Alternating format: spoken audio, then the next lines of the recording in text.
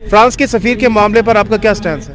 مذہبی جماعتیں نکلی ہیں، بندے مروا کے واپس چلی گئی ہیں، مجھے یہ بتائیں سفیر گیا میں نے مذہب بیچا نہیں ہے، غریبوں کے بچے مروائے نہیں ہیں، پولیس والوں پہ گولیاں نہیں چلوائیں۔ کس نے بیچا ہے مذہب؟ آپ کس کی طرف اشارہ کر؟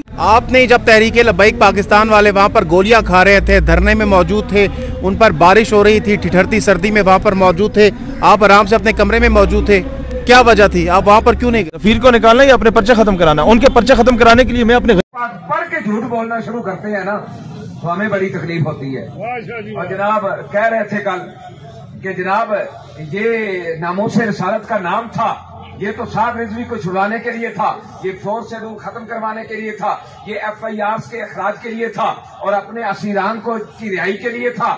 بھئی تمہیں کس نے کہا ہے کہ تم کرسی عدالت پر بیٹھ کر یہ فیصلے کرو کہ جناب یہ تو ناموس رسالت کا معاملہ ہی نہیں ہے؟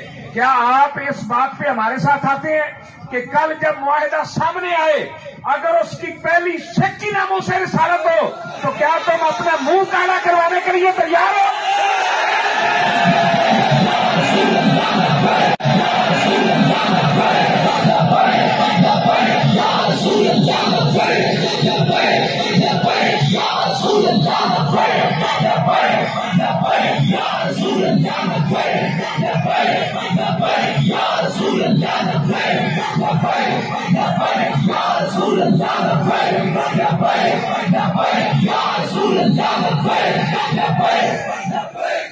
پھر یار جھوٹ کی بھی کوئی حد ہوتی ہے، جھوٹ کی بھی کوئی حد ہوتی ہے۔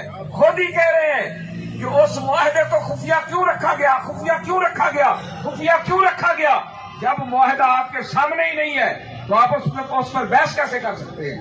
یہ کیسے کر سکتے ہیں کہ جناب ناموس رسالت کا مسئلہ ہی نہیں ہے؟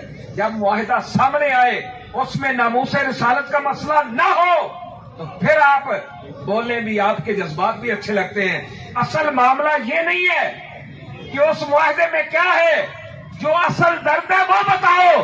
اصل درد یہ ہے تم یہ چاہتے تھے کہ یہ دین والے لوگ نہ آگے آئے، ان کو کچل دیا جائے، مٹا دیا جائے، لیکن یاد رکھنا مٹ گئے مٹتے ہیں، مٹ جائیں گے آدھا تیرے، نہ مٹا ہے نہ مٹے گا کبھی چرچا تیرا۔ یا رسول اللہ